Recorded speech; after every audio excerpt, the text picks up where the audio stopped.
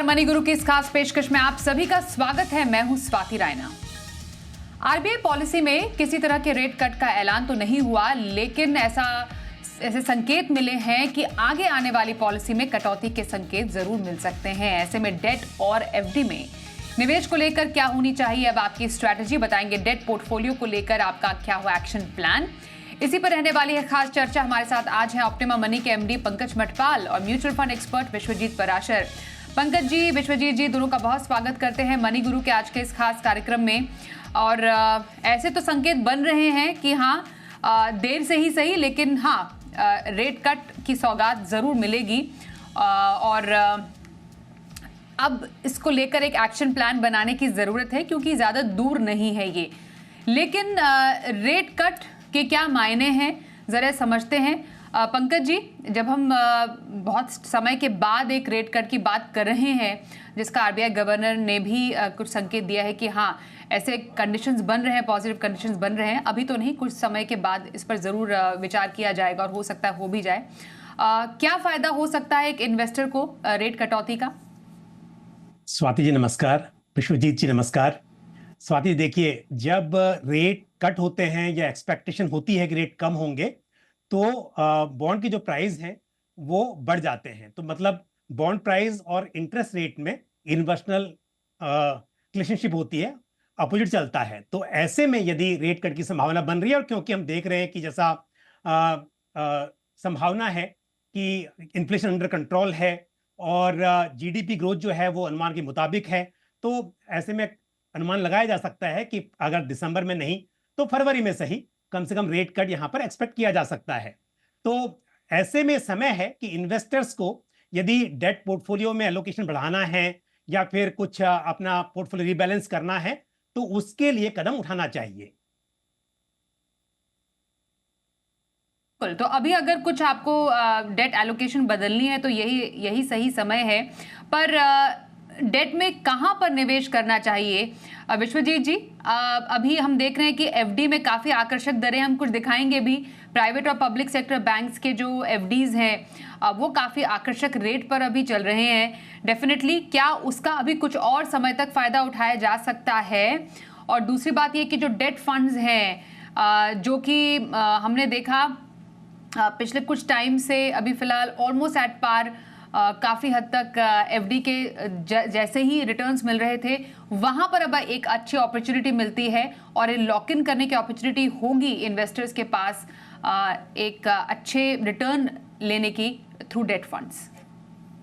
जी बिल्कुल स्वाति जी, देखिए, इंडिया में फिक्स डिपॉजिट हमेशा एक अट्रैक्टिव, कहें कि एक ट्रेडिशनल इन्वेस्टमेंट ऑप्शन है। बहुत पैसा, कई लाख करोड़ रुपया बैंक की एफडीज में पड़ा हुआ है, कंपनी एफडीज में पड़ा हुआ है। डेट म्यूचुअल फंड जो है उसका बहुत छोटा सा एक पोर्शन है, क्योंकि वहां पे निवेशक को लगता है कि रिस्क फ्री है, जो रिटर्न बताई जा रही है उतना रिटर्न मिल जाएगा। लेकिन अगर हम रियल रेट ऑफ रिटर्न के हिसाब से देखें, तो इन्फ्लेशन को कंसिडर करें और जो टैक्स एंगल को कंसिडर करें, तो एफडी में कोई बहुत ज्यादा अट्रैक्शन नजर नहीं आता।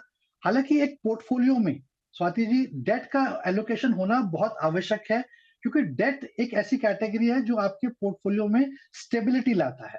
तो बहुत सारे निवेशक कंफ्यूज हो जाते हैं कि डेट म्यूचुअल फंड में तो रिटर्न गारंटीड नहीं है, तो हम क्यों निवेश करें।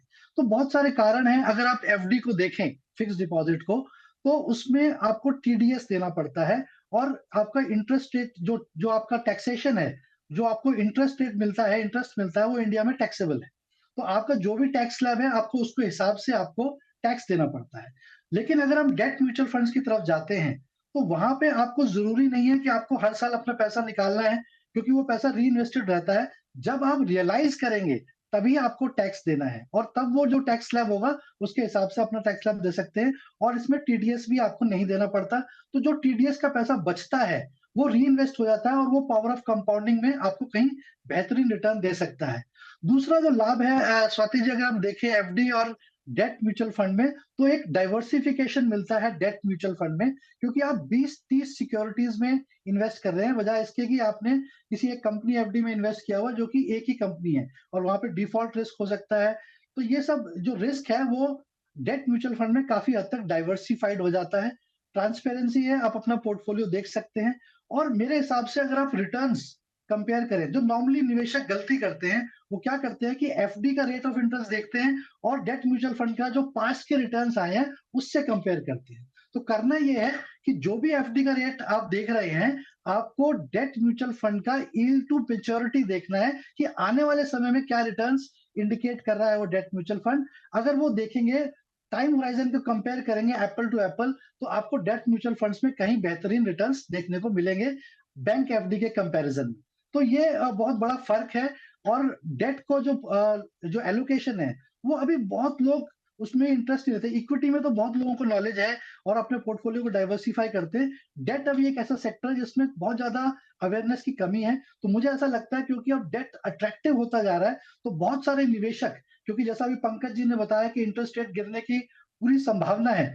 अगर इंटरेस्ट रेट गिरेंगे तो डेट म्यूचुअल फंड्स अट्रैक्टिव हो जाएंगे, क्योंकि यहाँ पे जैसे पंकज जी कह रहे थे कि इन्वर्सली प्रोपोर्शनेट है, तो यहाँ पे बॉन्ड के प्राइसेस बढ़ जाएंगे और तो आपको फिक्स डिपॉजिट के कंपैरिजन में कहीं बेहतरीन रिटर्न्स आपको मिल सकते हैं, अगर आप सही से अपना डेट पोर्टफोलियो को इन्वेस्ट करते हैं। बिल्कुल, तो सही तरीके से डेट पोर्टफोलियो में आपको एलोकेशन करनी है तो वो कहाँ हो सकती है? पंकज जी, ऐसे कौन से डेट फंड्स हैं, ऐसी कौन सी कैटेगरीज है? डेट फंड की भी बहुत सारी कैटेगरीज है, लगभग 16 कैटेगरीज हैं। उनमें से अब लोअर जो इंटरेस्ट रेट सिनारियो रहेगा आने वाले टाइम में, कौन से जो डेट फंड्स हैं वहां पर फायदा उठाया जा सकता है? समय का सदुपयोग डेट पोर्टफोलियो के लिए कैसे किया जाए? स्वाति जी, आपने सही कहा। देखिए, यहाँ पे 16 कैटेगरीज हैं, ओवरनाइट फंड से लेकर और आपके गिल्ट फंड तक अलग अलग कैटेगरीज होती हैं। और यहाँ पर दो चीजें हैं। एक होता है कि आपके पोर्टफोलियो में रिस्क कितना है, उसके हिसाब से कैटेगरी है। उदाहरण के तौर पर अगर हम बात करें क्रेडिट रिस्क फंड की, तो यहाँ पर क्रेडिट रिस्क फंड में आपके कॉर्पोरेट बॉन्ड्स होते हैं, लेकिन उनकी जो क्रेडिबिलिटी है, क्रेडिट रेटिंग है, वो टॉप से बिलो होती है। लेकिन वहीं आपके पास में banking and PSU date funds भी हैं, आपके पास में गवर्नमेंट सिक्योरिटीज में इन्वेस्ट करने वाले फंड्स जिन्हें हम गिल्ट फंड कहते हैं, वो चॉइस भी है, लिक्विड फंड की चॉइस है। तो डिपेंड करता है कि आपका ऑब्जेक्टिव क्या है। अगर आप लॉन्ग टर्म के इन्वेस्ट करना चाहते हैं और ऑब्जेक्टिव ये है कि अगर इंटरेस्ट रेट चेंज होता है उसका फायदा ज्यादा मिले, तो ऐसे फंड्स जहां पर अंडरलाइंग असेट्स जो भी हैं, जिन बॉन्ड्स में, जिन डिबेंचर्स में निवेश किया हुआ है उस फंड ने, अगर उसकी मैच्योरिटी लॉन्ग होगी, लंबी होगी, तो ऐसे में इंटरेस्ट रेट में जो बदलाव होगा उसका फायदा ज्यादा मिलेगा। यानी कि इंटरेस्ट रेट कम होता है तो उसका फायदा ज्यादा मिलेगा। तो ऐसे इन्वेस्टर्स जो लॉन्ग टर्म के लिए अपने पोर्टफोलियो में डेट को एलोकेट करना चाहते हैं, उन्हें डेफिनेटली यहां पर corporate bond funds, long duration funds या गिल्ट फंड्स को इंक्लूड करना चाहिए। और अगर ऐसे निवेशक जो शॉर्ट टर्म के लिए पैसा पार्क कर रहे हैं, उनके लिए अभी भी मैं कहूंगा कि लिक्विड फंड्स या अल्ट्रा शॉर्ट ड्यूरेशन फंड्स, इस तरह के फंड्स उनके लिए सही हो सकते हैं। तो हम यहां पर बात कर रहे हैं क्योंकि रेट कट होगा तो उसका फायदा उठाना है, तो फिर आप guilt funds, corporate bond fund, long duration funds, इनमें इन्वेस्ट करने पर जरूर विचार करें। और ये जरूर देखें, जैसे मैंने उदाहरण दिया कि आपका क्रेडिट रिस्क फंड है, क्रेडिट रिस्क फंड में आपको दिखाई देगा कि शायद रिटर्न थोड़े से बेहतर होंगे, लेकिन ये समझना जरूरी है कि वहां पर जो अंडरलाइंग बॉन्ड्स या जो भी डेट पेपर्स हैं उन पर रिस्क ज्यादा है। तो जो इन्वेस्टर ज्यादा रिस्क नहीं लेना चाहते हैं, उन्हें मेरे हिसाब से इस तरह के फंड्स को स्किप करना चाहिए। उसके बजाय जो दूसरे अच्छे रेटिंग वाले बॉन्ड्स हैं जिनके पोर्टफोलियो में है, उन्हीं में इन्वेस्ट करना चाहिए। एक बात और स्वाति जी यहां पर ध्यान देने वाली, जैसे अभी विश्वजीत जी ने कहा कि एफडी के मुकाबले में आप डेट फंड्स में समय समय पर अलग अलग तरह के रिटर्न्स उम्मीद कर सकते हैं और बेहतर रिटर्न्स की उम्मीद रख सकते हैं। मैं बताऊं आपको, हम देख रहे हैं कि यदि इस वक्त पर आप एफडी में इन्वेस्ट कर रहे हैं तो करीब 7% के आसपास का इंटरेस्ट आपको मिल रहा होगा, थोड़ा बहुत ऊपर नीचे depending on bank to bank या फिर जो टेन्योर है। लेकिन आप देखेंगे एक फंड है निपॉन इंडिया निवेश लक्ष्य फंड, एक साल में 13% का रिटर्न दिया है इस फंड ने।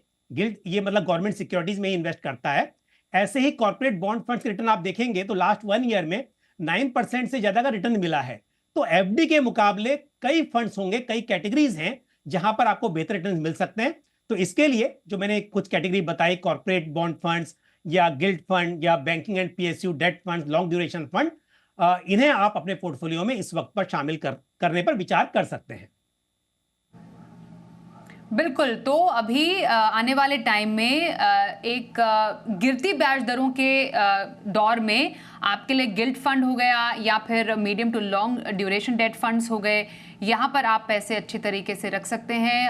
टारगेट मैच्योरिटी फंड जिनकी बेसिकली आपका जहाँ एक टेन्योर लॉक इन हो जाता है, वहाँ पर आप डेफिनेटली निवेश करने की सोच सकते हैं, विचार कर सकते हैं एक डेट फंड पोर्टफोलियो के लिए। कुछ दर्शकों के सवाल भी आज हम शो में करेंगे शामिल, और हमारे साथ एक दर्शक शामिल हो भी चुके हैं through phone line, Santosh Kumar Singh.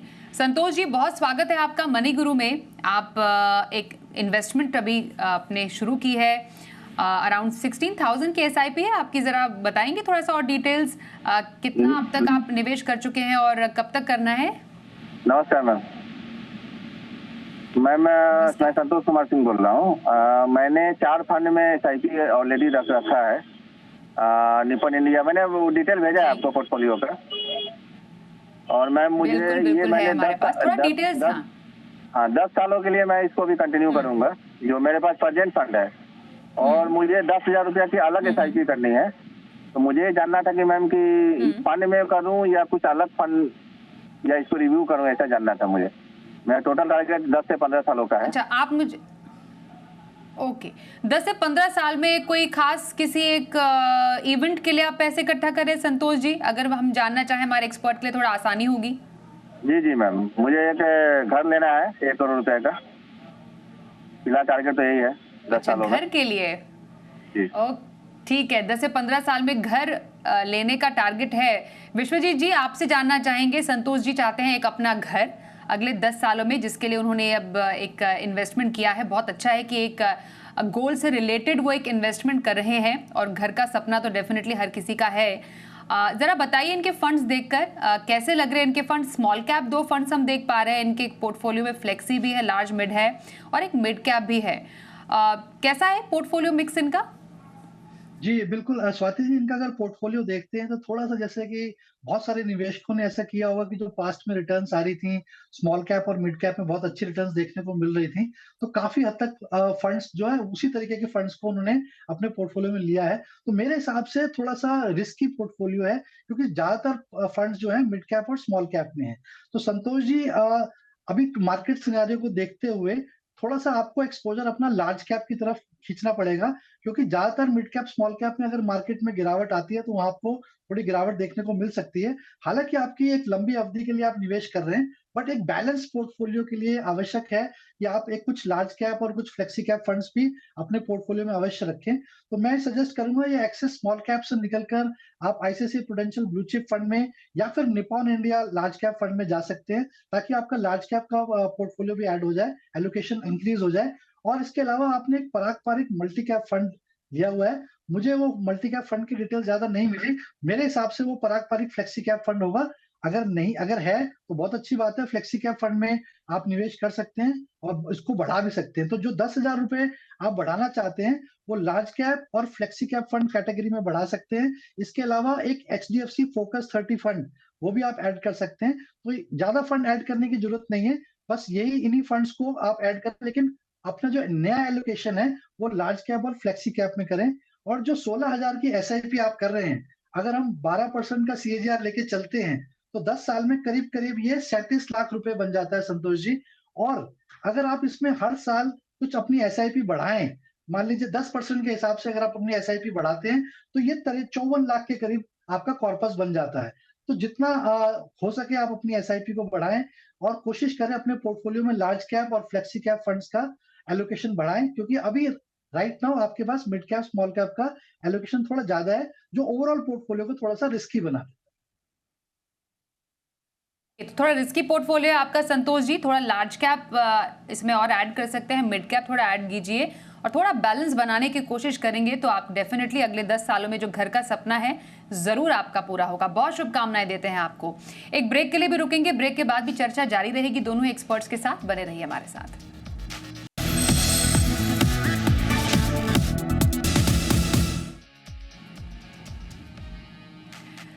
आज मनी गुरु में खास चर्चा कर रहे हैं पंकज मटवाल और विश्वजीत पराशर से, और कुछ दर्शकों के सवाल भी आज हमने किए हैं शो में शामिल। अगले दर्शक हमारे साथ फोन लाइन पर हैं हरीश सदाशिव रत्ना पारखी। हरीश जी, बहुत स्वागत करते हैं आपका।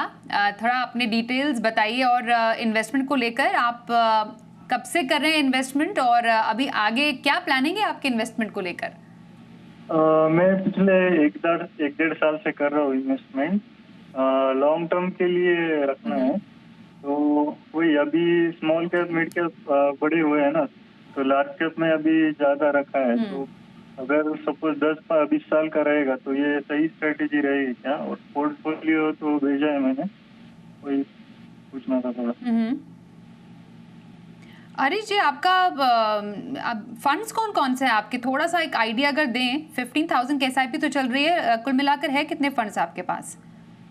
मेरे पास मोतीलाल ओसवाल का राज एंड मिड कैप फंड में 5,500 है, क्वांट मिड कैप फंड में 4,000 है, HDFC फ्लेक्सी कैप में 3,500, ICICI इक्विटी एंड डेट में 1,000 और bank of India small cap में 1,000।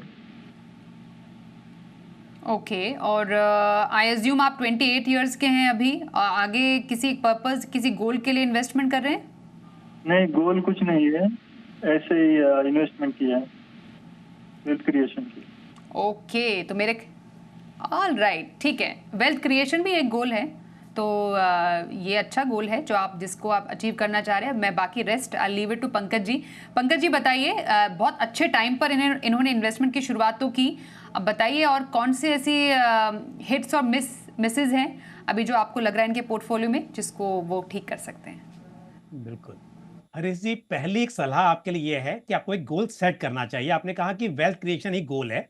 देखिए, वेल्थ क्रिएशन जब हम इन्वेस्ट करते हैं तो ये मकसद होता ही है कि पैसा बढ़े, पर कितना बढ़े, कितना होना चाहिए, किस वक्त पर कितना बनना चाहिए, वो तय होना चाहिए।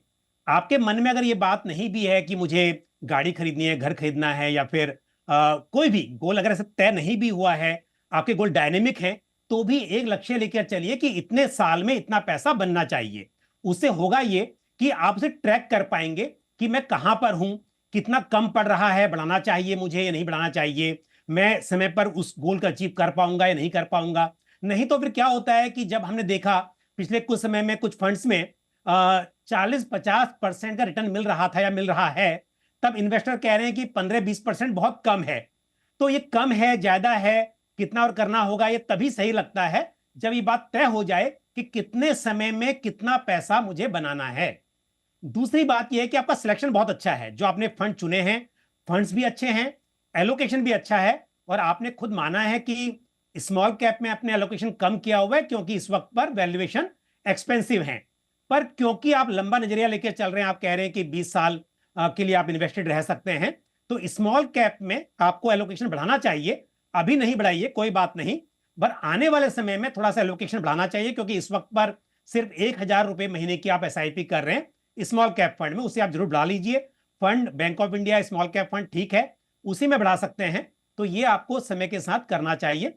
दूसरी बात यह कि आपने एक सवाल में और लिखा है कि एक इंडेक्स फंड, एक पैसिव फंड भी आप ऐड करना चाहते हैं। देखिए, वैसे तो जरूरत नहीं है, क्योंकि आपका जो इन्वेस्टमेंट है वो large cap, mid cap, small cap सभी में है, तो नहीं करेंगे तो भी ठीक है। लेकिन अगर करना है तो मैं आपको ये नहीं कहूंगा कि निफ्टी 50 फंड कीजिए। एक अलग फंड आपको बता रहा हूं जिसमें थोड़ा सा आपको समय के अनुसार अच्छा बेनिफिट मिल सकता है, और ये फंड होगा मोतीलाल ओसवाल निफ्टी 500 मोमेंटम 50। तो यहां पर निफ्टी 500 यानी कि जो NSE में 500 कंपनीज का इंडेक्स है, उसमें से सिलेक्टेड 50 कंपनीज इस पोर्टफोलियो में रहती हैं, और ये मेरे हिसाब से लॉन्ग टर्म में एक अच्छा फंड आपके लिए साबित हो सकता है। करना है तो इसको ऐड कर सकते हैं, अदरवाइज जैसा मैंने कहा कि आपका जो पोर्टफोलियो अच्छा है, अक्रॉस द मार्केट कैप आपका एलोकेशन है। एक सलाह जरूर है, समय के साथ इनकम जरूर बढ़ती है, ऐसी उम्मीद हम रखते हैं, तो अपना एक 10% का स्टेप अप लगा लीजिए हर साल। अगर इस साल 15,000 पर मंथ की SIP कर रहे हैं, तो हर साल 10% से SIP अमाउंट आपका कम से कम बढ़ना चाहिए। ये मेरी राय है, और इसे आप जरूर अमल करेंगे तो फायदा होगा। All the best to you. Okay Harish ji, आपने इस सलाह सुनी, बहुत बहुत शुभकामनाएं आपके निवेश के लिए। अगले कॉलर भी हमारे साथ है तैयार, रोहित जैन, इनसे बात करते हैं। रोहित जी, बहुत स्वागत करते हैं आपका हमारे शो मनी गुरु में। बताइए सर, क्या जानना चाहते हैं आप? अभी ऑलरेडी कुछ इन्वेस्टमेंट कर रहे हैं, किस पर्पस के लिए, और क्या जानना चाह रहे हैं हमारे एक्सपर्ट से? और हाँ जी मैम, नमस्कार, thank you for taking my question. Ma'am, I have shared my portfolio details with you. तो बेसिकली मैम, एक तो मुझे जानना है कि जो मेरी जो SIP डिटेल्स हैं, जो SIP जो मैं कर रहा हूँ, वो फंड लॉन्ग टर्म के लिए 10-15 सालों के लिए वो अच्छे फंड्स हैं। और सेकेंडली मैम, मैं ये जानना चाहता हूँ कि इन फंड्स के अलावा मेरे कुछ होल्डिंग्स हैं जहाँ पे मैंने SIP बंद कर दिया, तो उनका लमसम पैसा मेरे पास में पड़ा हुआ है, तो उनको मुझे रखना चाहिए या उनको बंद कर देना चाहिए, मतलब उसको ट्रांसफर कर लेना चाहिए अपने जहाँ पे मैंने नई SIP की है। प्लस ठीक है, हेलो जी सुन हेलो? रहे हैं, पूछिए। हाँ मैम, आपकी आवाज सुन रहे हैं, बहुत पूछते कम आ रहिए। रही है। आप पूछिए, हम सुन पा रहे हैं आपको। हाँ जी, और मैम मेरा एक क्वेश्चन था कि जो मैंने अपना एक प्लान दिया है विड्रॉल का, जो मेरा प्लान है 2030 से लेकर 35 का, वो मुझे कहाँ से करना चाहिए? वो मुझे for having maximum growth corpus, उसके लिए मुझे जो वो विड्रॉल है वो FD से करना चाहिए, या वो मुझे जो है वो म्यूचुअल फंड से करना चाहिए, या गोल्ड से करना चाहिए? और मैम, ये वो करके क्या 2040 में मेरा इतना कॉर्पस वैल्यू होगा कि मैं हर महीने 2 लाख रुपए विड्रॉल कर पाऊँ म्यूचुअल फंड? तो these are the question ma'am. ठीक है, आपके सवाल, बिल्कुल सवाल आपके बहुत क्लियर हैं, क्लियर कट हैं। मैं विश्वजीत जी के पास सीधे चलती हूँ। सर बताइए, कैसा लग रहा है पोर्टफोलियो और क्या सलाह देंगे इन्हें? बिल्कुल जैन साहब, आपका जो पोर्टफोलियो है उसमें जो एसेट एलोकेशन आपने कर रखी है डिफरेंट एसेट क्लासेस में, गोल्ड में भी आपने कर रखा है निवेश, FDs में भी है और म्यूचुअल फंड्स में भी है। और जो आपका पोर्टफोलियो है म्यूचुअल फंड SIPs का, फंड्स का जो चुनाव किया हुआ है वो भी बहुत अच्छा है, बिल्कुल कोई बदलाव की आवश्यकता नहीं है। पर मैं ये नहीं कह रहा कि आपको 16 साल तक सेम फंड्स में रहना चाहिए। हर साल आपको अपना पोर्टफोलियो रिव्यू अवश्य करना चाहिए, बट अभी प्रेजेंट सिनेरियो को देखते हुए आपने फंड्स का चुनाव काफी अच्छा किया हुआ है। जो आपका दूसरा सवाल था कि आपको जो 4-5 साल 10 लाख रुपए चाहिए और फिर इकट्ठा एक 50 लाख रुपए चाहिए, तो क्या वो FD से निकालना चाहिए या म्यूचुअल फंड से निकालना चाहिए? तो मैंने आपका एक रिटायरमेंट गोल भी देखा कि आपको रिटायरमेंट के बाद 2 लाख रुपए हर महीने चाहिए। हालाँकि मैंने उसमें ये नहीं देखा कि आपने जो रिटायरमेंट के बाद 30 साल की जो प्लानिंग है, क्या आपने उसमें इन्फ्लेशन कंसिडर किया है? तो मैंने वो भी कंसिडर करके एक प्लानिंग बनाई है। उसमें उसके हिसाब से जो आप 39,000 की SIP कर रहे हैं जैन साहब, आप उसको कंटिन्यू अगर रखते हैं, तो आपकी पूरी रिटायरमेंट प्लानिंग हो जाती है 90 साल तक, जो 30 साल आपने रिटायरमेंट के बाद रखे हैं। और इसको ध्यान में रखिए कि जो 2 लाख है, जब आप रिटायर हो रहे हैं तब आवश्यकता होगी, लेकिन जब आप 90 साल तक पहुँचेंगे, तो ये रकम कहीं न कहीं महीने की 9,18,000 हो जाएगी। तो ये जो आपको हर महीने इन्फ्लेशन के साथ जो कैश फ्लो चाहिए होगा, वो 39,000 की SIP से पूरा हो जाता है। और जो आपको रेगुलर जो 10 लाख रुपए चाहिए बीच में और 50 लाख चाहिए, तो मेरी सलाह ये है कि आप उसको FD से निकालें, क्योंकि FD में आप देखिएगा उसमें आपको टैक्सेशन भी देना पड़ेगा और वहाँ पे पावर ऑफ कंपाउंडिंग का भी ज़्यादा लाभ नहीं मिलेगा। तो मेरे हिसाब से वो दोनों गोल्स आप फिक्स्ड डिपॉज़िट से निकाल सकते हैं। और इसके अलावा जो 35 लाख आपका जो अभी प्रेज़ेंट कॉर्पस है म्यूचुअल फंड का, अगर आप उसको इन्वेस्टेड रखते हैं, तो ये करीब-करीब 63-64 करोड़ बन जाएगा जब आप 90 साल के होंगे, तो वो आपके पास एक कॉर्पस भी बहुत अच्छा बन जाएगा। और ये जो कॉर्पस मैंने जो रिटायरमेंट प्लानिंग करी है, इसमें आपका PF और जो आपका जो इंश्योरेंस का, जो यूलिप का पैसा मिल रहा है 40 लाख का, वो भी मैंने रिटायरमेंट प्लानिंग में कॉर्पस में ऐड कर दिया है। तो SIP कंटिन्यू रखें, PF का जो बढ़ के पैसा मिलेगा, जो आपका इंश्योरेंस का जो पैसा मिलेगा 40 लाख के करीब, वो सब मैंने रिटायरमेंट प्लानिंग के लिए जोड़ दिया है, ताकि 90 साल तक आपको इन्फ्लेशन एडजस्टेड पैसा मिलता रहे हर महीने, और एक बड़ा कॉर्पस भी आप रख पाएंगे, चाहे वो लेगेसी प्लानिंग के लिए कह लें। और जो आपके जो शॉर्ट टर्म गोल्स हैं, वो आप बैंक फिक्स डिपॉजिट से जो आपने FDs कर रखी है, उससे पूरा कीजिए, ताकि आपको जो long term growth mutual fund से मिल सकता है, वो FD में नहीं मिल पाएगा। तो इसलिए मैंने उसको ये सजेस्ट किया है कि आप FD से उसको निकाल सकते हैं। बिल्कुल, तो ये रहे आपके डिटेल्ड सवाल का डिटेल जवाब विश्वजीत जी की तरफ से। और साथ ही हम धन्यवाद भी करना चाहेंगे हमारे दोनों ही एक्सपर्ट्स का इस कार्यक्रम में शामिल होने के लिए। पंकज जी, विश्वजीत जी, दोनों के लिए, दोनों को बहुत थैंक यू। और मनी गुरु में भी आज के लिए बस इतना ही। रुकते हैं एक ब्रेक के लिए, देखते रहिए जी बिजनेस।